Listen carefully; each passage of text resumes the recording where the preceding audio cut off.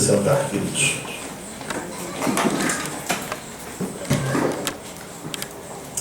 Salmo de número 39. Nós começamos a leitura na semana passada. A oração para vencer a crise. E nós meditamos do verso 1 ao verso 12. E agora nós vamos meditar do verso 7 ao verso 13. Lembrando que esta é uma oração de Davi, quando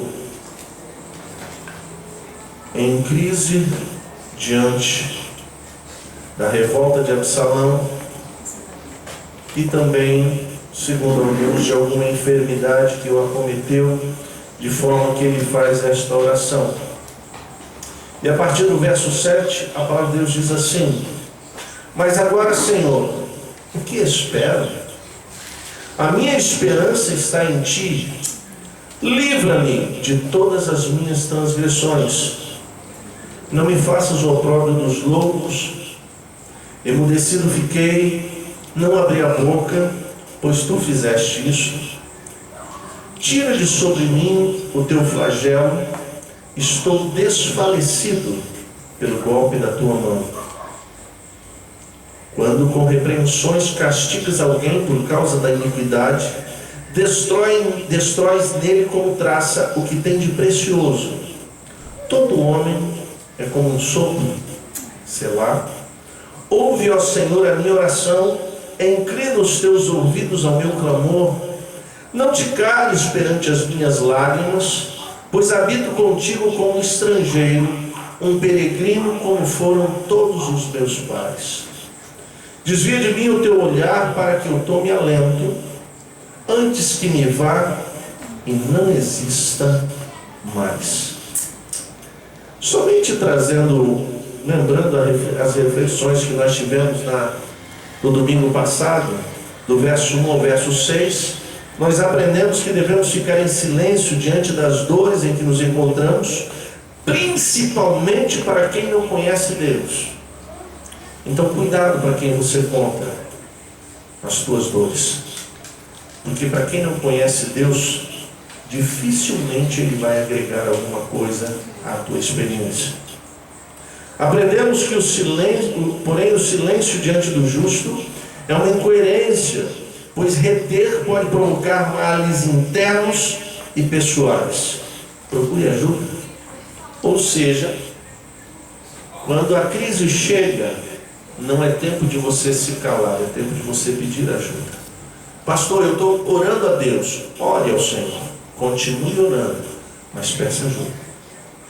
Porque silenciar-se, guardar para si determinadas crises, e isso a medicina já comprova hoje, que podem causar males, doenças psicossomáticas, que são oriundas das emoções e se tornam físicas. E aí tem uma série de problemas. A igreja é uma família, um corpo espiritual. O ideal é que primeiro você procure uma autoridade, um pastor. Tudo bem? Aprendemos que o clamor a Deus é o caminho, mas nem sempre virá a resposta que você espera. Nós vimos do verso 1 ao verso 6 que Davi clama, mas a resposta não vem de imediato. Então a gente precisa parar com a ideia de que nós podemos clamar. A palavra de Deus diz assim: clama a mim e responder-te-ei. Isso a Bíblia diz. Mas qual a resposta Deus vai dar? E aí nós aprendemos no domingo passado, nós temos 4, né? Aqui diz sim, aqui diz não, aqui espera, e o silêncio, que também é uma resposta. Aprendemos que sempre é bom inserirmos em nossa oração o desejo de conhecer. Para Davi, ele desejava conhecer o seu fim, sua fragilidade, para que superasse as adversidades em que se encontrava. É interessante que a cultura daquela pessoa que tem intimidade com Deus é diferente de quem não tem. Porque a perspectiva, até a oração dele vai para um viés totalmente diferente do que a gente imagina. Ao invés de ele orar por tanta coisa, ele pede: Senhor, me faz conhecer o tempo de vida que eu tenho, para que eu possa lidar melhor com o sofrimento. Olha que oração tremenda. E não há maneira pior de se viver do que sob a égide da inquietude e a ganância por riquezas. Como Salomão nos ensina, tudo é vaidade. O melhor mesmo é temer ao Senhor. Essas foram as reflexões da semana passada. E agora nós vamos continuar a partir do verso 7. E a pergunta que Davi faz no verso 7, mas agora o que espera o Senhor? Ora, Davi está em crise. Ele chegou a ficar emudecido, porque ele não queria expor os seus problemas. Ele fica angustiado. E aí o que é que ele espera? O que há nesta vida para me encantar? Por que perder tempo com algo cuja perspectiva é tão sem graça e cujo presente é tão penoso? Seria pior do que a vaidade perder tempo nas moradas da tristeza para ganhar uma herança do vento? Então Davi se volta para o que realmente importa na vida. Porque, queridos, Jesus nos garante: no mundo tereis aflições. Então tem crente que quer viver de vitória em vitória. Como? Pastor, a gente não tem sempre vitória? Eu não sei você. Nem sempre eu tive vitória.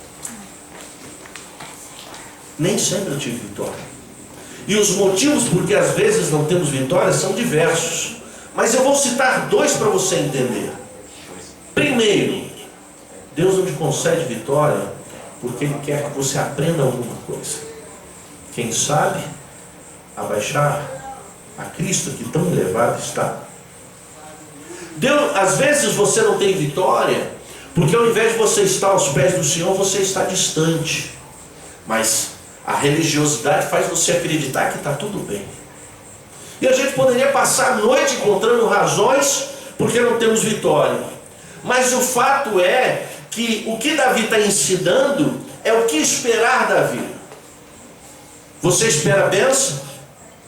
Você espera vitória? Não, Davi está dizendo o seguinte: a minha esperança está em ti. Porque o meu Senhor é sem sombra de variação, Ele não muda, Ele permanece o mesmo. A verdade emana dEle, a justiça emana dEle, o amor emana dEle, a bênção vem dEle, a vitória também vem dEle. Mas acima de tudo, a nossa salvação vem dEle.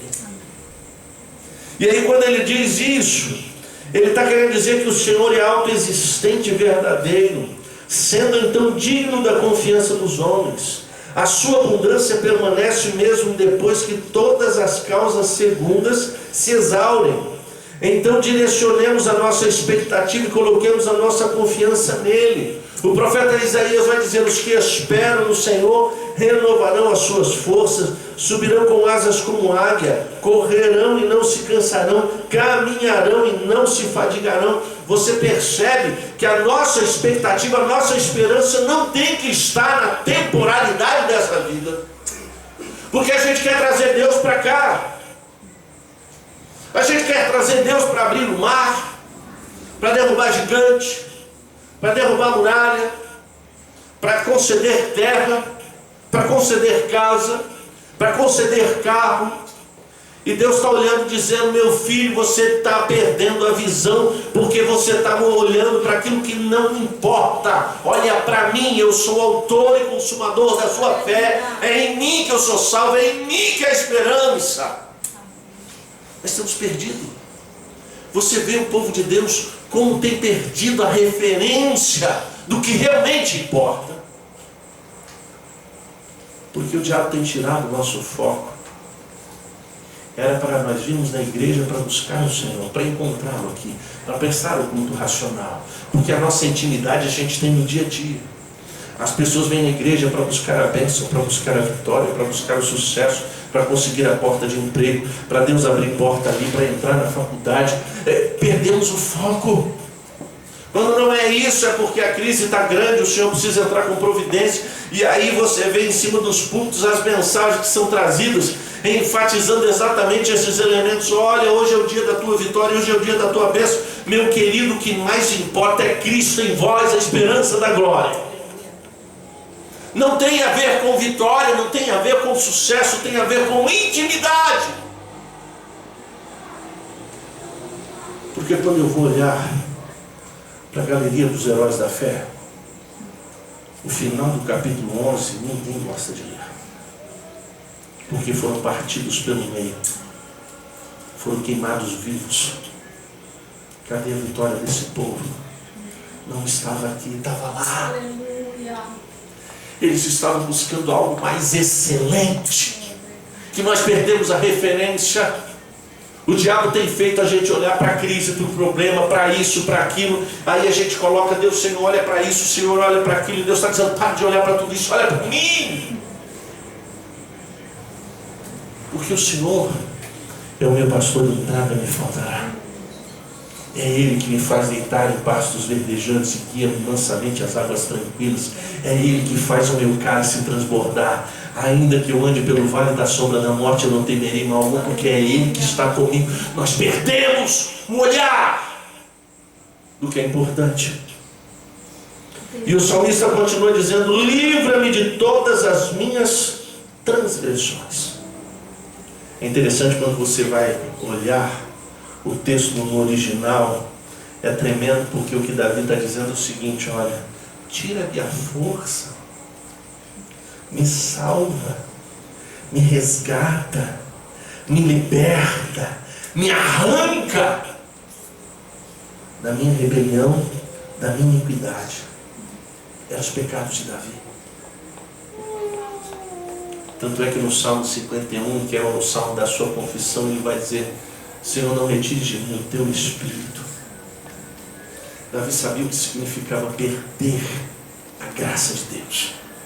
Davi sabia o perigo que ele corria de se afastar do Senhor. E aí ele vai dizer, não me faças o opróbrio dos loucos. O sentido é que Davi não queria ser motivo de escárnio dos ímpios. Porque na verdade, quando a gente se afasta do Senhor, a gente não escuta, mas os ímpios dizem, está vendo?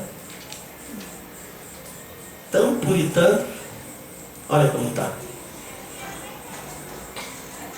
Porque se existe algo, irmãos, que nós vamos carregar até a volta de Jesus, são as testemunhas que nos cercam para dizer o que nós fazemos, para olhar se estamos fazendo aquilo que dizemos que fazemos.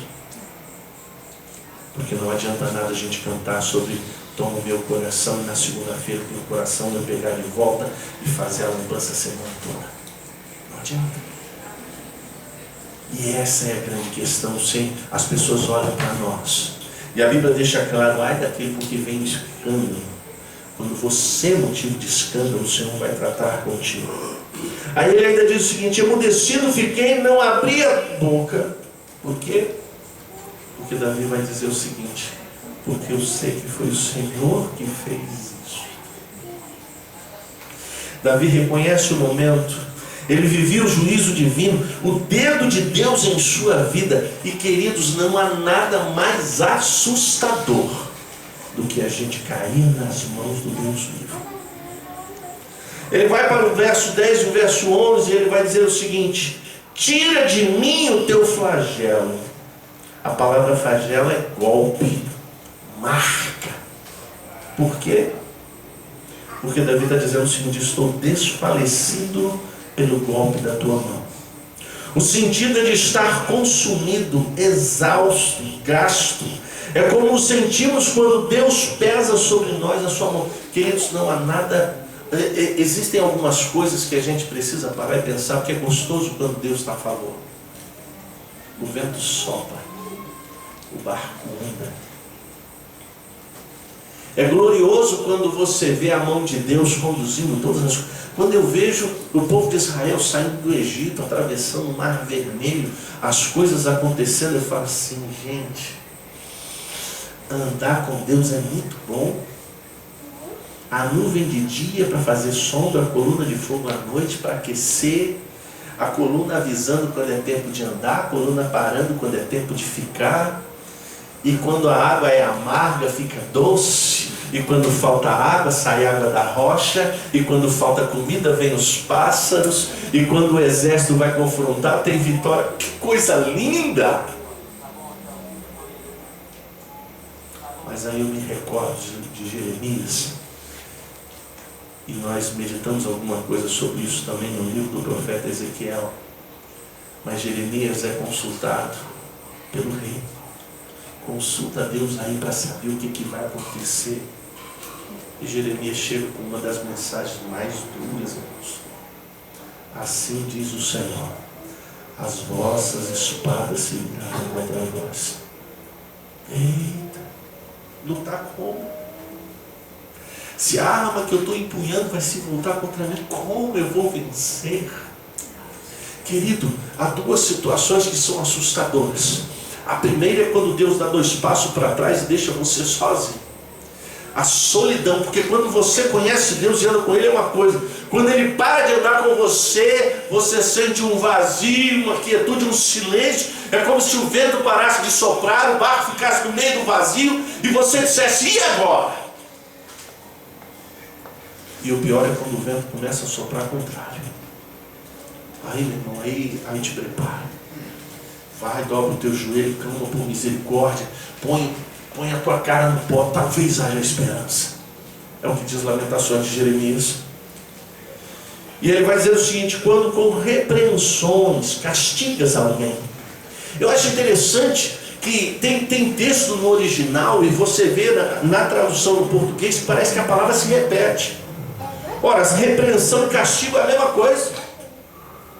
Mas o salmista está dando ênfase, porque ele diz o seguinte: quando com repreensões, correção, punição, censura, castigos, disciplina, ensino, instrução, 2 palavras para dar ênfase no sentido do que Davi estava passando. Mas é assim que Deus trata com o homem. Porque em Hebreus capítulo 12, verso 6, a palavra de Deus vai dizer o seguinte: porque o Senhor corrige a quem ama e açoita todo aquele que recebe por filho. Tem gente que não gosta de ser corrigido. Tem gente que não gosta de ser confrontado. Tem gente que não gosta de ouvir uma palavra. Ai, foi muito dura essa palavra. Esses dias não, há muito tempo atrás eu li um livro cujo tema é impactante e cabote. Foi-se a glória do Senhor. É um jornalista que escreve, e ele levanta há mais de 10 anos isso. Ele levanta um problema que naquele tempo começava a despontar e hoje é uma realidade. E Paulo fala sobre isso. A crise de autoridade. Sabe qual é o problema da crise de autoridade? O povo não quer ser mais corrigido. O povo não quer ser mais conduzido nem orientado. O povo quer ouvir a palavra de bênção, de vitória e de sucesso. E se você estiver fazendo alguma coisa errada, não é a conta de ninguém. Porque está vivendo aquilo que Paulo vai dizer que nos últimos dias sentirão comichão nos ouvidos, querendo ouvir coisas agradáveis. O povo não quer ser confrontado com o Evangelho. A igreja de Jesus Cristo é a igreja que namora com o mundo, admira o sucesso, busca bênção, busca reconhecimento, quer aplauso, quer que o mundo se agrade dela, para que possam adentrar dentro dela e caminharmos juntos, não para o céu. Porque o Evangelho de Jesus Cristo não mudou. Tem 2 mensagens e 2 verdades. Primeiro, você é pecador e carece da misericórdia de Deus. A tua justiça é como trapos de imundícia, e você está debaixo da ira, do juízo e da condenação, e não há salvação para você. A segunda, Jesus Cristo morreu na cruz do Calvário e foi o maior ato de amor do universo, porque o Filho de Deus veio, se entregou, tomou o meu lugar, pegou o meu castigo, tomou sobre ele, para que eu tivesse paz com Deus, fosse justificado, me tornasse uma nova criatura e fosse para o céu. O Evangelho fala sobre isso.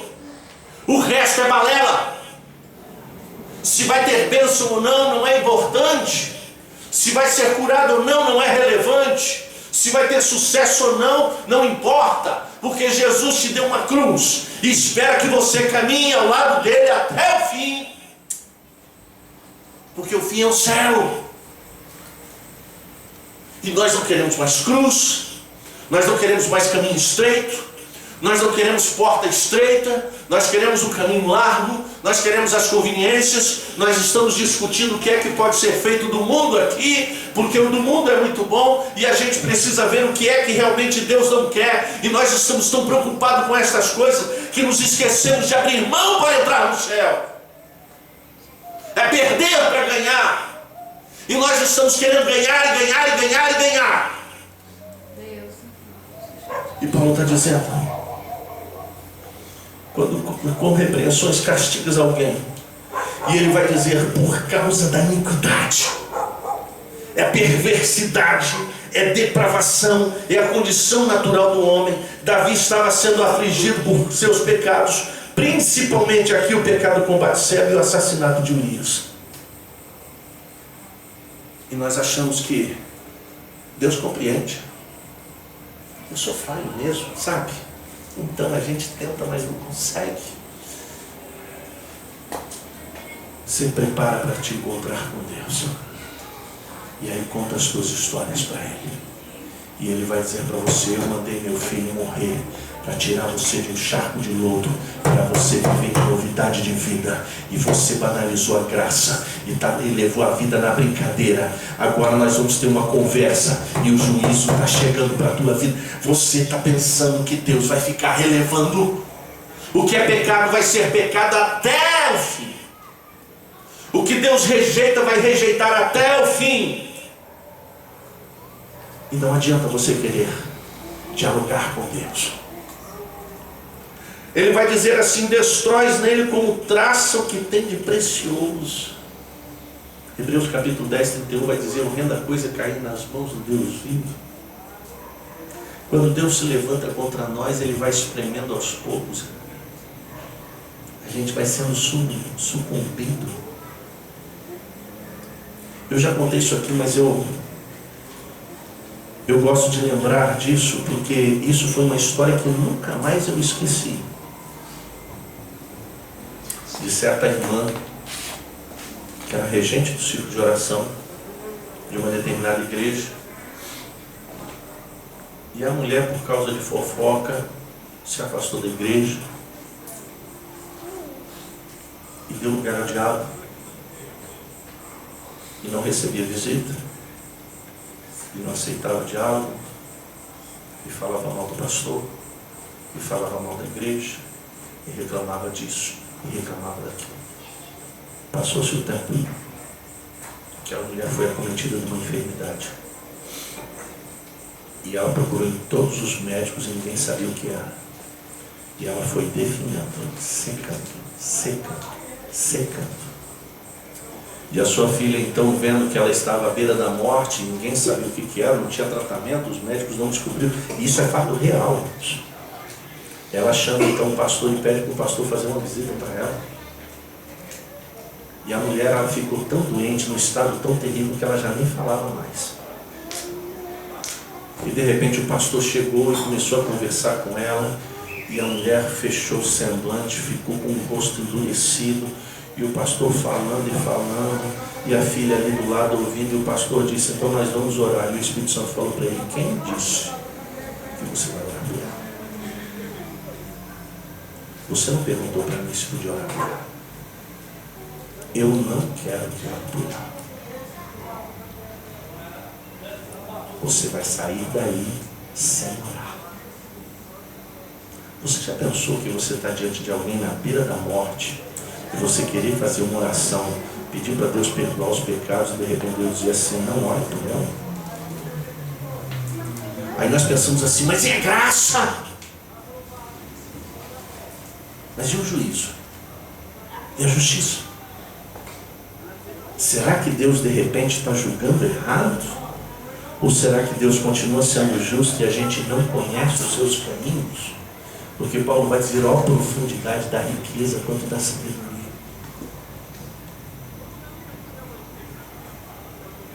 Todo homem é como um sopro. Mais uma vez Davi se manifesta sobre a brevidade da vida. Esse é o tema do Salmo. Parece que ele repete isso várias vezes, porque ele está entendendo diante das dores que que a brevidade da vida seria um refrigério. Tem gente que quer viver muito. Davi já estava dizendo assim: a nossa vida é como um sopro, ela vai passar rápido. E para o servo de Deus, às vezes, é melhor passar rápido mesmo. Só para título de curiosidade dos irmãos, a palavra selar, que você encontra tanto no livro de Salmos, na realidade aparece 71 vezes. É um termo que parece indicar uma pausa no cântico. Enquanto os instrumentos continuam a tocar, ou enquanto se introduz uma doxologia, um amém, etc. Ocorre 71 vezes em Salmos e 3 vezes em Abacuque. Neste em particular aparece 3 vezes. Só um título de curiosidade, que sempre tem alguém que pergunta. Depois ele vai para o verso 12 e o verso 13.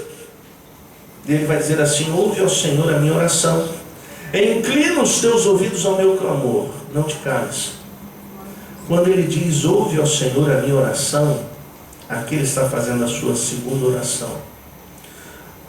A expressão tem a ver com atender a solicitação, dar atenção, ser considerado, conceder. Essa palavra só no livro de Salmos aparece 40 vezes. Havia uma expectativa nos Salmos de Deus atender. Inclina os teus ouvidos ao meu clamor. A ênfase é para que Davi seja atendido diante da crise em que se encontra. Curioso, irmãos, é que eu leio isto, como eu leio o Salmo 51, que é o Salmo da confissão de Davi. Eu acho interessante que a gente não pede refrigério quando a gente está fazendo errado, né? Em nenhum momento você pensa assim: ah, Senhor, eu estou enfiando o pé na jaca aqui, mas lá na frente só tem misericórdia, né? A gente não pensa para pecarmos, a gente peca com vontade. A gente gosta. Aliás, eu sempre falo, né? Se pecado fosse bom, se pecado fosse ruim, a gente não fazia. É porque é bom que a gente faz. E aí ele vai dizer o seguinte: não te cales perante as minhas lágrimas. Sabe por que ele está dizendo isso? Porque Deus não respondia. Nós somos tão imediatistas, né? Senhor, eu quero agora. E eu quase imagino Deus: hein? Como? Agora? Não. Nem vou te responder. Nem vou te responder. Aí você imagina o que é você clamar a Deus da crise e não ter resposta. É Davi.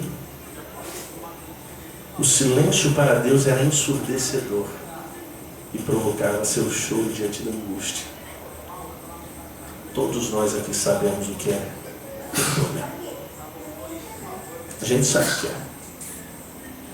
A gente sabe que é viver determinados momentos. Você fala assim: Senhor, passa de mim esse cálice, ó, libera aí, dá vitória aí, ó.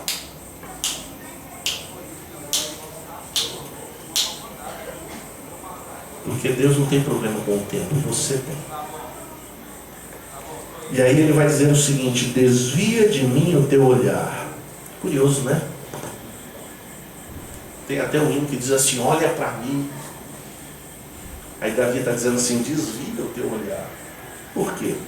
Porque o sentido é que Deus afastasse o seu juízo, retirasse a sua mão. O verso 10 do capítulo que nós estamos meditando: tira sobre mim o teu flagelo, estou desfalecido pelo golpe da tua mão. Desvia de mim o teu olhar, olha para o outro lado. Tira o foco da minha vida. Essa é a oração de Davi. Porque ele estava sentindo o peso, o dedo de Deus. E quando ele diz: desvia de mim o teu olhar, é para que eu tome alento. Sabe o que quer dizer a palavra alento aqui? É a fim de que Davi possa sorrir novamente, brilhar, ter uma aparência agradável. O juízo de Deus remove o brilho, o sorriso de qualquer um. Nada mais assustador do que Deus se levantando contra o homem. Você olha para a Bíblia e você vê Deus se levantando contra homens, contra nações. E não há nada mais assustador. Porque se o inimigo se levanta contra você, você clama a ele. Se alguém se levanta contra você, você clama a ele. Mas se ele se levantar contra você, a quem você vai clamar? Que socorro você vai esperar? Se ele se tornou o seu adversário, o seu inimigo, ele se levantou e foi de encontro a você, não é para te abençoar, não é para dar vitória, mas é para guerrear contra você. Que esperança tem? Aí Davi vai dizer o seguinte: para que eu tome alento, antes que me vá e não exista mais. Para Davi, tanto a doença como a rebeldia de seu filho eram castigos que ele clamava a fim de ter alegria na vida. Pois com a brevidade da vida ele temia não ver a alegria em sua vida novamente. E não é verdade que quando a crise chega, quando a adversidade chega, quando o problema chega, parece que a gente nunca mais vai ser feliz de novo? Parece que o Senhor diz assim: eu volto a dizer, queridos, eu não sei você, mas já teve vezes eu dizer assim: dá paz, me dá paz, vai, me leva, deixa eu descansar, estou cansado. Você já fez sua oração? Eu já. É pouco quando para na oração, viu? Porque tem gente que está indo embora mesmo, né?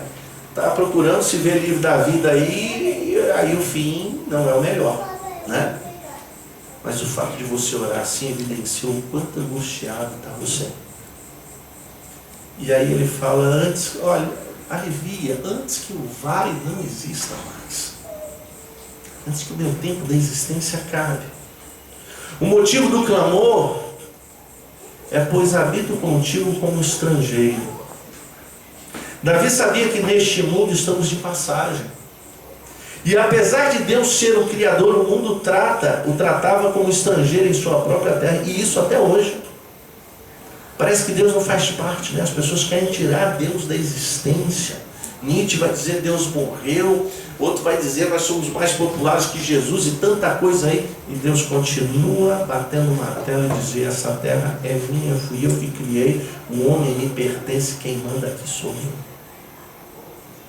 Mas Davi entendia a brevidade da vida como passagem. E aí, queridos, mais uma vez eu quero enfatizar aquilo que eu tenho dito aqui. Se é passagem, não é lugar de montar tenda, não é lugar de querer ficar, não é lugar para você gostar, não é lugar para você usufruir, é lugar para você passar.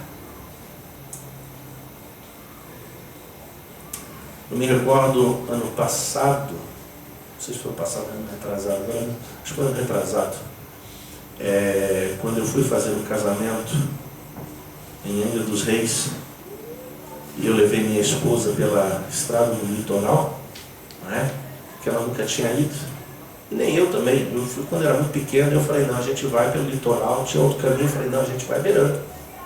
E virar, deixa, a gente parava. Vou tirar foto, selfie, né?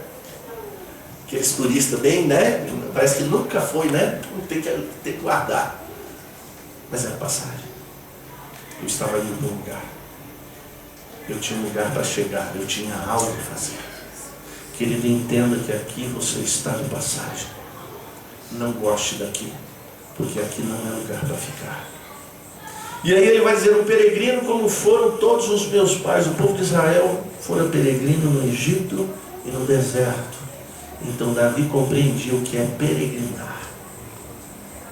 Nós é que perdemos a referência do que é isso, porque nós estabelecemos casa. É cultural. Você mora numa residência, né? Minha esposa diz: olha, bom seria se a gente pudesse comprar como é que é aquela casa? Trailer. Vamos comprar um trailer, assim a gente vai para um monte de lugar, né? Peregrino. Aí a gente perde a referência, porque aí a gente monta a casa. Aí esse conceito de fixar residência parece que não, mas mexe conosco. E a gente começa a gostar das coisas daqui, quando a gente precisa olhar para as coisas que estão nos aguardando lá.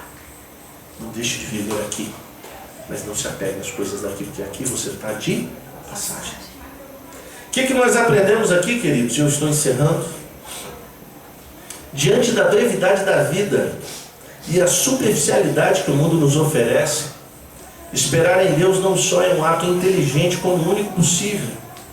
Pois diante da sua eternidade, poder e verdade, nele há esperança, e fora dele a mais escura desilusão.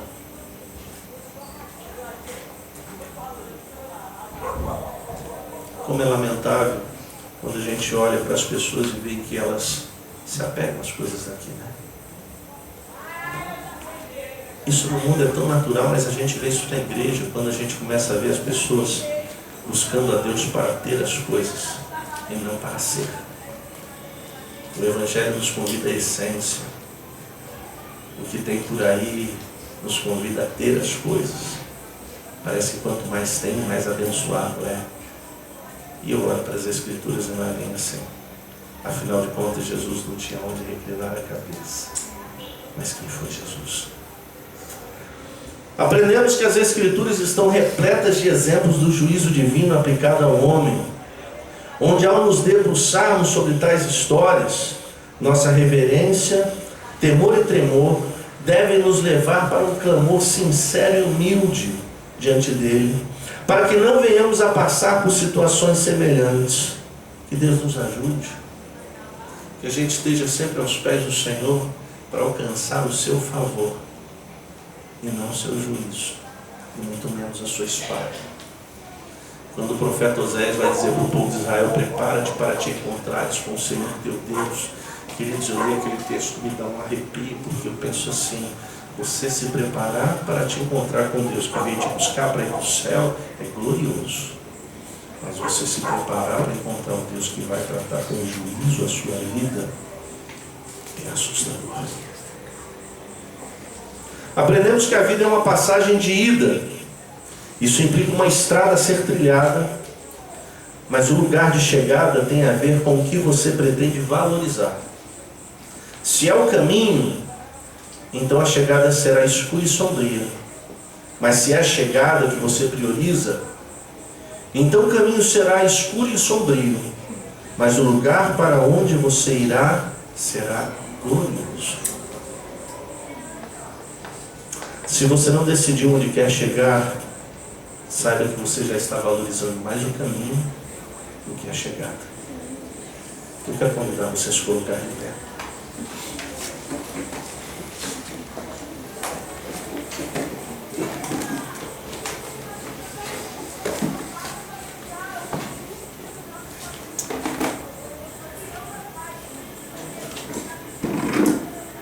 Deus tem me dado palavras aqui, amados, que eu sei que tem inquietado você, como tem me inquietado também.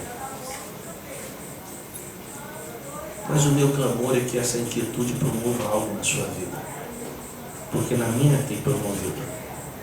Na minha tem me feito pensar sobre minhas posturas, sobre minhas escolhas, sobre meus comportamentos, sobre as coisas que digo, sobre as coisas que penso, sobre meus relacionamentos, porque isso diz respeito a toda a minha existência.